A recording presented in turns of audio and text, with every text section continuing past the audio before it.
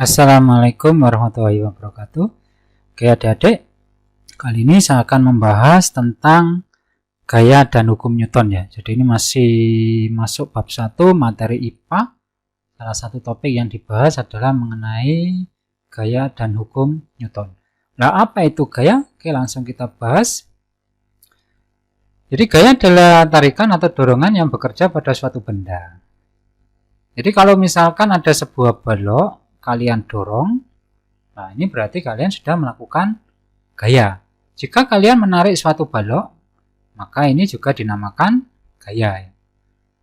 Nah, akibat gaya yang bekerja pada suatu benda ada 3. Yang pertama, gaya dapat mengubah bentuk benda. Katakanlah ini ada sebuah balok, sebuah bola aja ya. Terus kalian injak nih ya, injak pakai kaki sehingga dia cemet. Nah, awalnya bulat, dia sekarang menjadi agak cemet ya, mungkin agak lonjong sehingga terjadi perubahan bentuk. Nah, terus yang kedua, gaya dapat mengubah arah, ya lah ya. Misalkan ini ada bola menggelinding ke sana, terus kalian tendang sehingga dia mengalami perubahan arah. Gaya juga dapat mengubah kecepatan benda. Ya, ini misalkan bola ini menggelinding terus kalian tendang dengan keras, maka kecepatannya juga akan berubah. Nah, itu adalah 3 akibat yang ditimbulkan oleh gaya. Oke, lanjut kita akan belajar tentang macam-macam gaya. Jadi gaya dapat dibedakan menjadi 2, yaitu gaya sentuh dan gaya tak sentuh ya. Nah, apa itu gaya sentuh? Ya, gaya sentuh itu gaya yang bekerja melalui sentuhan, kontak langsung antara gaya sama bendanya. Ya, salah satu contohnya, beberapa contohnya ini adalah gaya otot ya. Gaya gesek sama gaya pegas.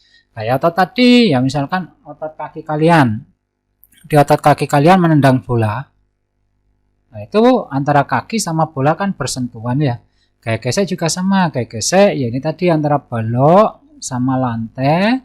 Ini ada timbul gaya gesek. Anda misalkan tarik ke sana nih. Nah, ini antara lantai sama balok ini ada gaya gesek. Nah, gaya gesek ini nanti arahnya selalu berlawanan dengan arah gerak benda ya, selalu. Itulah yang menyebabkan kenapa suatu benda yang bergerak lama-lama akan berhenti, karena ada gaya pengurang, yaitu gaya geseknya ini yang menyebabkan gaya yang utama tadi menjadi berkurang sehingga lama-lama habis, maka benda akan diam. Terus gaya pegas ini juga sama, ini juga melalui sentuhan ya. Misalkan busur panah, ya tentunya antara busur sama tangan kalian kan juga bersentuhan ya. Oke, kita akan lebih spesifik membahas tentang gaya gesek. Jadi gaya gesek adalah gaya yang diakibatkan oleh 2 benda yang saling bergesekan. Nah, ini tadi contohnya ya. Jadi antara balok sama lantai saling bergesekan. Gaya gesek selalu berlawanan. Nah, seperti yang saya sampaikan tadi, jadi ini gaya yang kalian lakukan antara lantai sama balok timbul gaya gesek yang arahnya berlawanan ya. Dengan gaya yang diberikan pada benda. Contohnya adalah gaya gesekan antara meja dengan lantai. Meja yang didorong ke depan akan bergerak ke depan, namun pada waktu yang bersamaan, meja juga akan mengalami gaya gesek yang arahnya berlawanan dengan arah gerak benda. Ini selalu berlawanan ya. Oke, saya kira ini enggak terlalu susah ya untuk memahami. Kita lanjut ke berikutnya.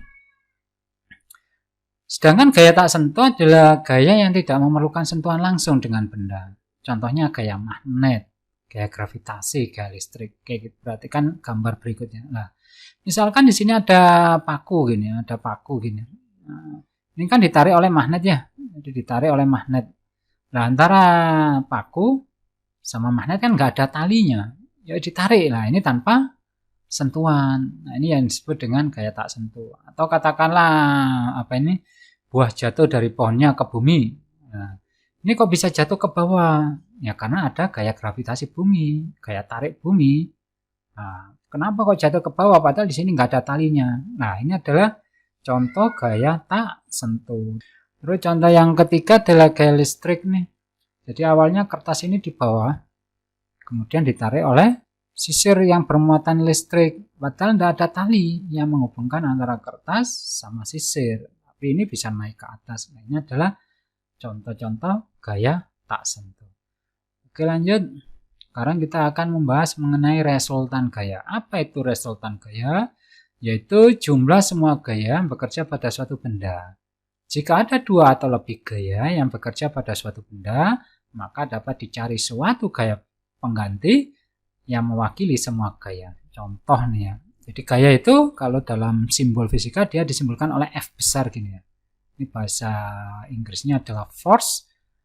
Simbolnya gaya adalah F. Jadi ini adalah gaya ya. Oke, contohnya seperti ini. Ini ada sebuah balok saya dorong dengan gaya 50 Newton, gaya pertama F1. Kemudian saya dorong lagi dengan gaya F2 30 Newton. Maka ini bisa saya ganti menjadi satu gaya yang besarnya setara dengan 80 Newton. Jadi ini tinggal jumlah gitu aja ya. 50 tambah 30 sehingga ketemu 80. Nah ini namanya gaya resultan. Jadi jumlah semua gaya yang bekerja pada suatu benda. Contoh lagi. Nah ini ada sebuah balok lagi. Misalkan ini saya tarik ke kiri ya dengan gaya 100 Newton. Kemudian saya dorong ke kanan dengan gaya 60 Newton. Kemudian saya tarik ke kanan dengan gaya 40 Newton. Kira-kira berapa resultannya? Oke, ini ke sana 60 ya. Ke kiri 60, ke kanan ini ada 2 gaya. Berarti ini di total nih. Jadi kalau kita hitung gaya resultannya ke kanan, ini kan ke kanan ya. Berarti 60 ditambah 40. Terus ini ada bola gaya ke kiri. Berarti dia pengurang. Dikurangi 100 sehingga gaya resultannya 0. Nah, seperti ini ya. Nah, gaya resultannya 0. Jadi, benda ini tidak bergerak kemana-mana karena gaya totalnya 0. Jadi, jika benda ini resultannya 0, maka benda ini akan tetap diam gitu ya. Oke, lanjut kita akan masuk ke hukum Newton ya. Hukum Newton itu ada 3. Ada hukum 1 Newton, hukum 2 Newton, hukum 3 Newton. Oke, apa itu bunyi hukum 1 Newton? Jadi hukum 1 Newton berbunyi, jika gaya resultan yang bekerja pada suatu benda sama dengan 0, maka benda yang mula-mula diam akan tetap diam, dan benda yang mula-mula bergerak akan tetap bergerak. Perhatikan ini ya. Jika resultannya, gaya resultan, gaya total 0, maka benda yang mula-mula diam, jadi kalau benda yang mula-mula diam, dia akan tetap diam. Nah, kalau dia bergerak, jadi benda ini mulai awalnya bergerak, maka dia akan tetap bergerak gitu ya. Tapi dengan kecepatan konstan alias melakukan gerak lurus beraturan. Misalkan kayak gini ya. Kita tadi kan belajar ini ditarik ke sana dengan gaya 100 Newton ya. Terus didorong dengan gaya 60 Newton. Terus ditarik ke kanan juga dengan gaya 40 Newton sehingga resultannya ini 0. Nah, kalau ini benda ini atau balok ini misalkan mula-mula dia diam, ya kalau resultannya 0 ya dia tetap diam. Tapi kalau dia itu awalnya bergerak, maka dia akan bergerak juga. Dia akan bergerak tapi kecepatannya tetap. Gitu ya. Contoh hukum 1 Newton adalah saat kamu berada di dalam sebuah mobil yang sedang melaju kencang. Kemudian tiba-tiba direm, apa yang terjadi? Badan kamu akan terdorong ke depan karena badan ingin mempertahankan geraknya ke depan. Maksudnya gini. Jadi kalau dia mula-mula bergerak, ini tadi ya, mula-mula bergerak, dia akan tetap berusaha bergerak terus. Itu adalah hukum 1 Newton. Kalian naik mobil, kecepatan 100 km per jam lah ya. Nah, itu kan tinggi sekali ya. Kalian harus pakai sabuk pengaman ini. Nah, kemudian tiba-tiba ada kambing lewat, sehingga Pak sopir berusaha menghentikan laju mobil. Nah, apa yang terjadi dengan kalian? Kalian kan terdorong ke depan kan gitu ya. Nah, kenapa? Ya ini tadi badan kalian, tubuh kalian itu berusaha mempertahankan kecepatannya 100. Tiba-tiba kecepatannya dinolkan. Dia nggak mau. Dia berusaha tetap kecepatannya 100. Ya itu akibatnya kalian terdorong ke depan. Atau sebaliknya, kalian tiba-tiba misalkan kalian diam di dalam bus gitu ya. Awalnya ini anggaplah ini kalian berdiri di dalam bus gini ya. Nah, bus ini diam, tiba-tiba digas gitu ya. Nah, kalian berusaha tetap diam gitu ya. Tapi apa yang terjadi? Kalau mobil ini tiba-tiba bergerak, kalian akan terdorong ke belakang. Jadi mobil ini kan bergeser ke depan. Nah, kalian tetap berusaha mempertahankan posisimu di sini. Tapi kakimu kan maju ke depan sehingga kepalamu tetap bertahan di sini sehingga kamu posisinya sekarang miring ke belakang sehingga kamu bisa terjatuh. Nah, itu adalah pengertian dari hukum 1 Newton. Jadi hukum 1 Newton menerangkan bahwa benda memiliki kecenderungan untuk tetap mempertahankan keadaan diam atau geraknya dengan kecepatan tetap. Nah, keadaan ini disebut dengan inersia atau kelembaman benda. Oke, lanjut ke hukum 2 Newton. Hukum 2 Newton ini berbicara tentang rumus ya. Jadi hukum 2 Newton, hukum 1 Newton tadi, kalau resultan gaya sama dengan 0, maka benda ini diam akan tetap diam, benda ini bergerak akan tetap bergerak. Sedangkan hukum Newton, hukum 2 Newton ini, jika resultannya tidak sama dengan 0, apa yang terjadi dengan benda? Benda akan mengalami gerak yang namanya gerak lurus berubah beraturan. Kalau ini tadi, dia melakukan gerak lurus beraturan atau GLB atau kecepatannya tetap. Kalau ini terjadi perubahan kecepatan. Nah, perubahan kecepatan itu namanya percepatan. Jadi kalau benda mengalami perubahan kecepatan, pasti mengalami percepatannya. Nah, besar percepatan benda berbanding lurus dengan gaya dan berbanding terbalik dengan massa.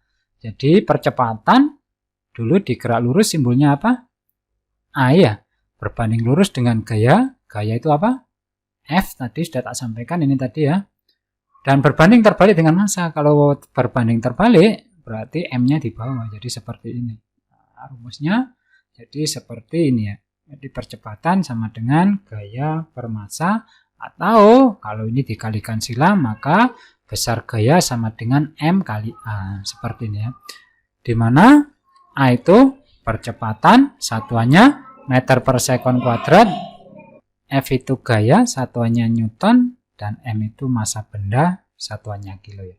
Misalkan nih ya, sebuah balok diberi gaya 10 Newton.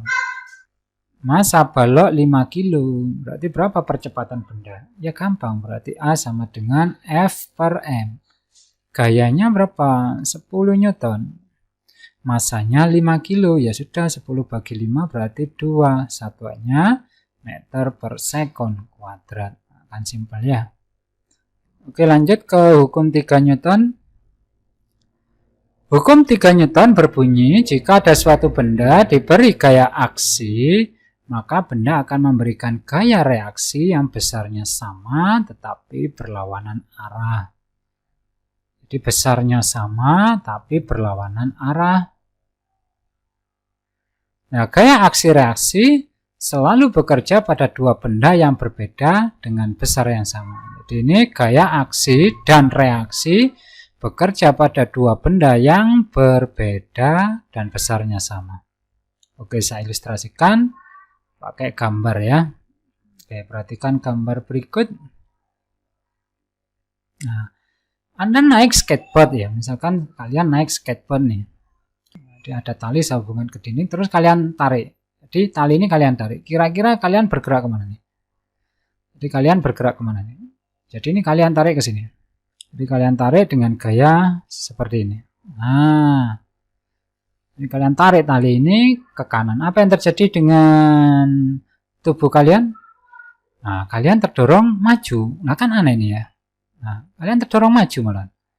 Padahal ini kalian tarik ke kanan. Nah, ini malah bergerak maju. Nah, ini adalah membuktikan bahwasanya setiap kali kamu melakukan gaya aksi, maka akan timbul reaksi. Jadi gaya aksinya ini tadi, kalian tarik tali ini yang diikat ke dinding. Jadi ini adalah gaya aksinya. Gantian nanti. Jadi tali ini kalian tarik, gantian kalian ditarik oleh tali. Ini gaya reaksinya. Nah, gini ya. Yang besarnya sama tapi berlawanan arah gini ya. Nah, jadi seperti ini. Kemudian timbul gaya reaksi yang besarnya sama tapi berlawanan arah. Dan ingat, antara gaya aksi dan gaya reaksi ini bekerja pada dua benda yang berbeda. Jadi pada dinding ini ada gaya aksinya. Ini pada orang yang naik skateboard tadi ini bekerja gaya reaksi yang besarnya sama tapi berlawanan arah. Nah, ini adalah tentang hukum 3 Newton. Contoh gaya aksi dan reaksi yang lain misalnya pada peristiwa orang berenang ya. Gaya aksi dari tangan perenang ke air mengakibatkan gaya reaksi dari air ke tangan dengan besar gaya yang sama namun arah gaya berlawanan.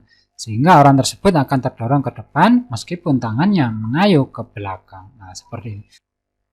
Ini kan mengayuh ke belakang ya. Nah, jadi kalian mendorong air ke belakang. Gantian nanti air mendorong kalian ke depan sehingga badan kalian terdorong ke depan. Nah, ini adalah contoh gaya aksi reaksi. Contoh lagi adalah roket yang terdorong ke atas diakibatkan oleh semburan gas ke bawah. Semakin kuat semburan gas ke bawah, maka roket akan semakin cepat terdorong ke atas. Nah, seperti ini. Jadi ini menyembur ke bawah nih. Jadi gas ini menyembur ke bawah gantian nanti. Akibatnya apa?